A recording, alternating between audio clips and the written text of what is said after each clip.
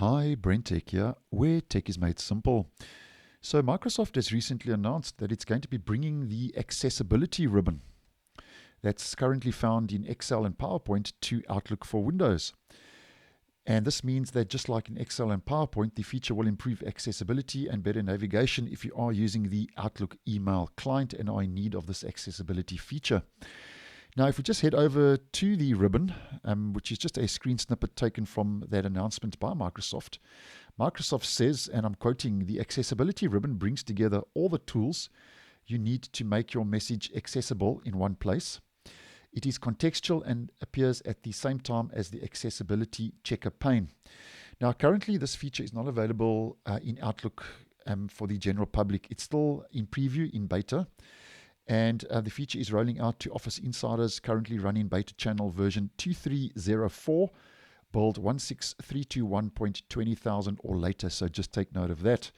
You can also access the feature by clicking on Message, as we can see at the top, and then selecting Check Accessibility.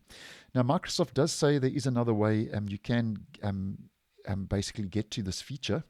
And just to demonstrate, if I just head back to PowerPoint this time, just to demonstrate for the purpose of this video as more or less what to expect, they say you can also type accessibility in the search bar at the top to access the feature.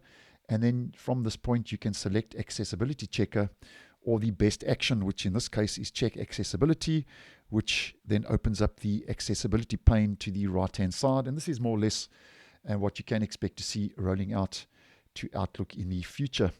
Now, Microsoft also does say that over and above this, the feature also gives you the capability of triggering the accessibility checker mail tip by composing a message marked as high importance and introducing a color contrast issue in the email body. So that's another addition that the feature will actually bring.